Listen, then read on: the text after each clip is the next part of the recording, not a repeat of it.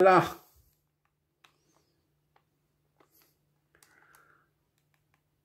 On va inverser la matrice A là. Voilà, ça nous donne le résultat. Voilà.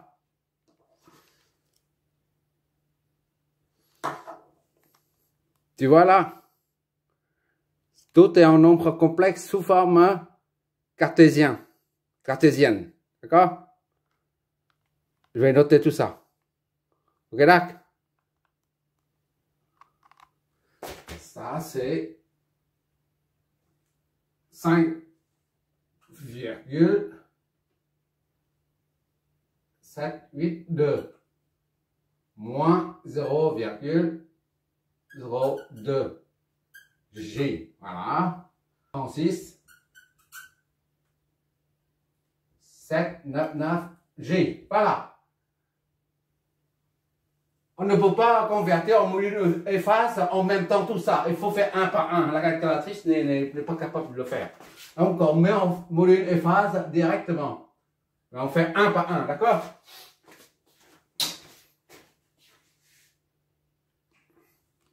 Regarde. Voilà. En module et phase.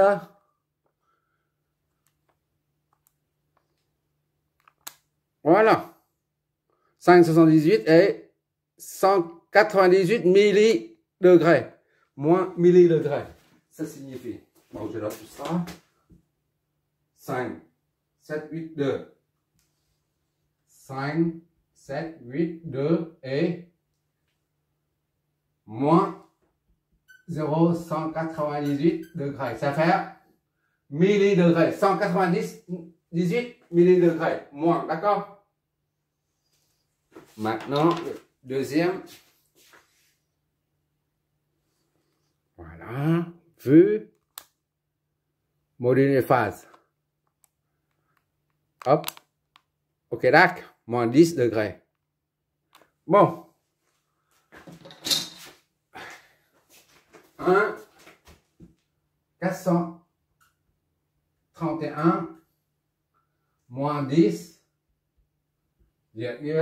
47 degrés. Ça, c'est en ampères, idem en ampères, parce que ce sont des courants de 3 I2 maintenant. Alors, je viens de noter là. Maintenant, c'est I3.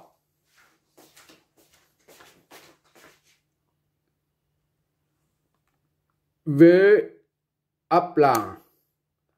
Phaseur, module et phase. Voilà. On va noter tout ça. Hop là. 4, 3,82, 3,14 degrés.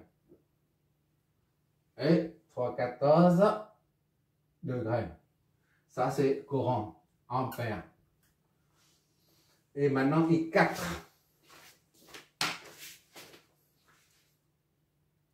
Voilà, voilà. On module les phases. Voilà. 2, 300, 2, 35. 2, 35 et 15,527 degrés. Ça, le courant. Donc, c'est ampère également. Il reste I5 et V1.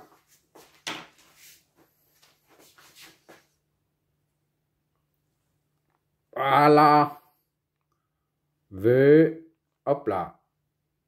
Module et phase. On va convertir ça. Module et phase. Voilà. On va noter tout ça. 4. 3,82. 3,82 et 3,14 degrés. Le dernier truc est en ampères. Et enfin, il reste la tension V1. Et puis ça sera terminé. On va dégager une conclusion après. Ça, c'est pour la tension. La dernière ligne de la matrice, des solutions. Hop. D'accord. Maintenant, on va convertir ça en modules de phase. D'accord? Voilà. OK? 87 volts. 24. 180. Donc, il y a une chute de tension. C'est bon. Ici, 100 volts. Et ici, on trouve 87. 88 volts. Donc, il y a une chute de tension. Donc, c'est bon. 87. 962. Et 24 degrés, virgule 73 degrés. 24, 73 degrés, vol. Tout ça, c'est en vol. Voilà, c'est terminé là.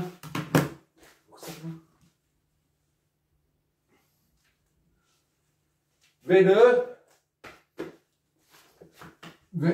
V2 là, c'est ça. 1 te donne V2. Est égal à 2 tiers de V1, c'est-à-dire 2 tiers fois ça, 87,962, 24,73 degrés. Qu'est-ce que ça nous donne? V2 et donc est égal à, calculatrice, tu me donnes quoi toi? On réutilise le résultat de V1 tout à l'heure, d'accord? Donc, il suffit de prendre 2 tiers multipliés par le résultat précédent. Ok, d'accord? Regarde. D'accord, 2 tiers. Voilà, maintenant, module de phase. Voilà, 58, 64 et 24 degrés et quelques. Voilà, V2, c'est 58. 642 et 24 degrés 73. Voilà, en volts. V1, V2 et tous les courants, c'est bon. Déterminer tous les courants présents dans le circuit ainsi que le V primaire, c'est V1. V secondaire, c'est V2. D'accord? Du transformateur. Et puis apporter une conclusion concernant I primaire, I secondaire. I primaire, c'est I1. I secondaire, c'est I2. D'accord? Et V primaire, V secondaire. On va apporter une conclusion à tout ça.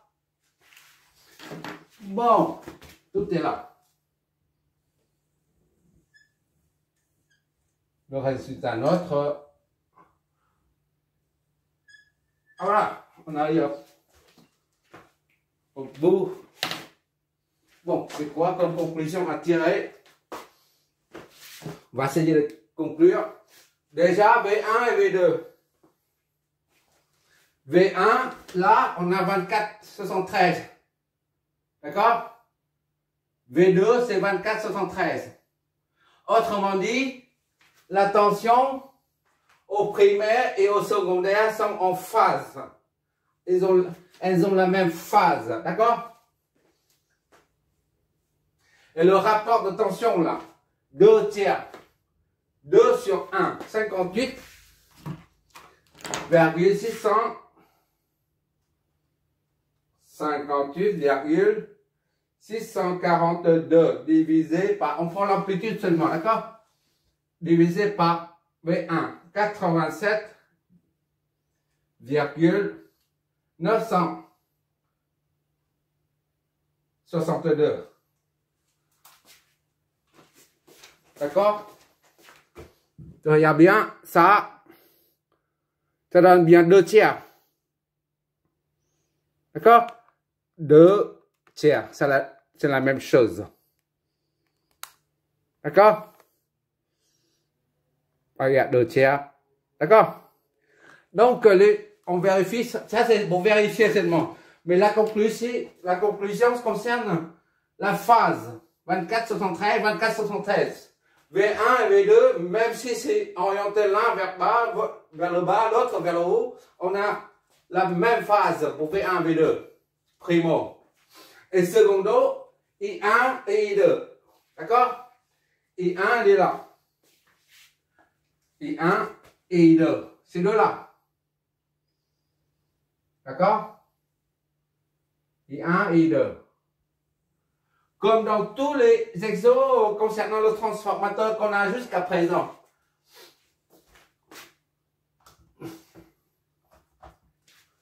Quand I1 là, moins 10, si tu prends l'axe comme ça. I1 c'est moins 10, d'accord? I1 c'est moins 10 là. Moins 10. I1 elle est comme ça. D'accord? I2 c'est en opposition de phase. I2 elle est comme ça. Là. Pourquoi? Parce que d'ici à là c'est 169 plus 533. D'accord? Et plus, ici c'est moins là. 10 et quelques. 47. 169, 533. D'accord? Plus la valeur absolue de ça. C'est-à-dire 10,47. Tu oublies les poussières, ça donne 180. D'accord? C'est-à-dire que ça et ça sont opposés. Là. En opposition de phase. Qu'est-ce que ça signifie en fait? Ça signifie que lorsque le courant, si le courant là, tu peux considérer ça comme I1 est à 0. I1 est 0. I1, d'accord, est égal à I1, 0. Si tu prends ça comme l'axe, d'accord, ça c'est opposition de phase. D'accord? Et I2, ce sera 180. I2 plus ou moins 180. D'accord? Quand I1 arrive ici, là, I2 sort. C'est-à-dire, il ne va pas comme ça, là. I2, il va sortir. I1 entre dans le plus, mais I2 va sortir du point de marquage. Tu regarderas les trois premiers exos qui précèdent celui-là. Tu verras, c'est tout le temps pareil. C'est-à-dire, tout le temps, on a les deux tensions là, scène au primaire et scène au secondaire du transport sont toujours en phase. Et le courant I1 et I2 sont toujours en opposition de phase. Un qui entre dans la bobine du primaire, l'autre qui sort. C'est ça, ça veut dire. I1 ici, là. Si I1, tu vois là, I1. Ça, c'est I1, c'est moins 10. Je mets seulement moins la phase, d'accord? Moins 10. 47. Et l'autre, c'est I2 là, c'est opposition de phase. Opposition, on a dit tout à l'heure, supposition qu'elle entre ici. Donc, maintenant, pour entrer, quand il entre, I1 entre, ça fait moins 10, d'accord? Et si I2 entre également, là, ça fait moins 10 aussi. Mais en l'occurrence, c'est pas moins 10, c'est 169, c'est-à-dire en opposition de phase, c'est-à-dire I2 sort. I2 sort ici, là, pour alimenter la charge. D'accord? Tu regarderas les trois exos qui précèdent celui-là. Tu verras que I1 et I2 sont toujours en opposition de phase.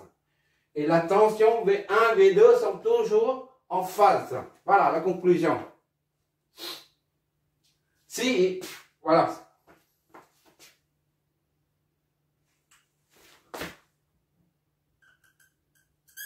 Voilà. Ici, tu mets conventionnel, par exemple. Même si au début, tu supposes un courant qui est comme ça fait plus ici. Voilà. Au début, d'accord? Ça fait plus ici. Mais en fait, quand le courant passe là-dedans, réellement, là, I, là, I1, là, et ben, I2 n'entrera pas là-dedans, comme notre supposition. D'accord? I2 sort ici. I2. Puisque c'est déphasé. Ici, c'est 0. Ici, c'est 180. C'est tout le temps comme ça. D'accord? Ça entre pour que la bobine du primaire emmagasine de l'énergie. D'accord? Et une fois l'énergie est là-dedans, là, elle est transférée par couplage magnétique magnétique vers la deuxième bobine. Et cette bobine va débiter du courant pour alimenter la charge.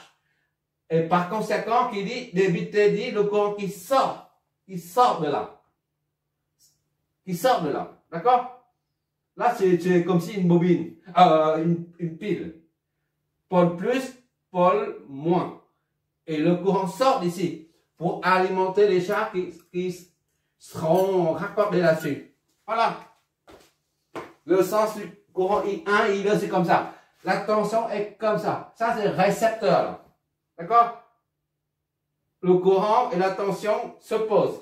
Et là, c'est générateur. Le courant et tension dans le même sens, direction là. Ça génère de l'énergie, un courant. Ça débite. Ça reçoit de l'énergie et ça prend de l'énergie pour envoyer ça joue le rôle de générateur. Ça c'est récepteur, ça générateur, ça génère un courant. Donc le courant généré doit sortir de là. C'est la raison pour laquelle on a 180 degrés. Ok, d'accord.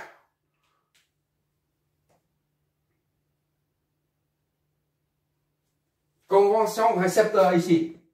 Ça, convention générateur là. Il sort, tension vers le haut là. C'est un peu abstrait le truc, mais je crois que... Et tout le reste, ça n'a pas d'importance. D'accord? Tout le reste, ça dépend du condensateur, tout ça. On n'a pas calculé V1, V2, VC. Tout le reste, ça dépend de la nature de l'élément réactif. Il s'agit de... Ça peut être en capacité ou inductive. D'accord?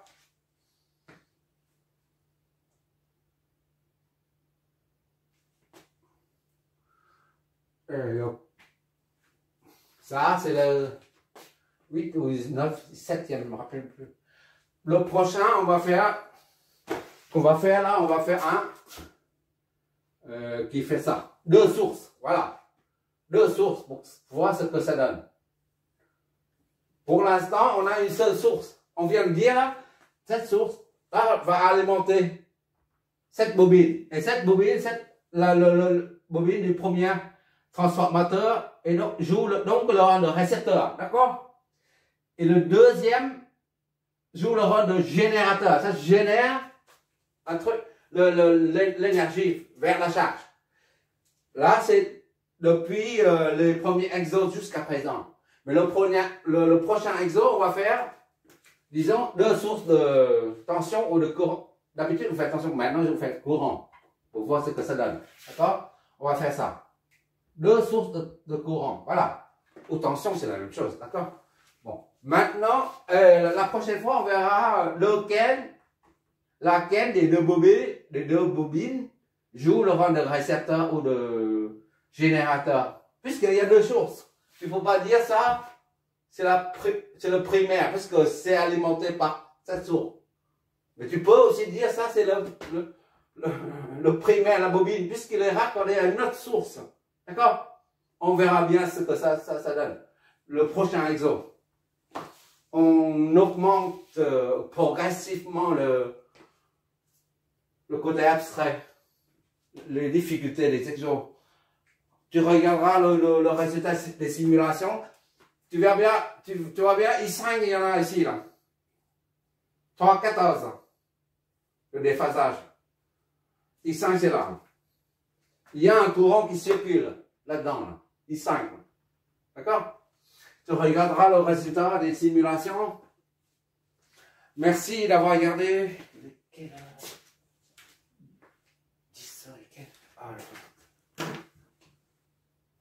Merci.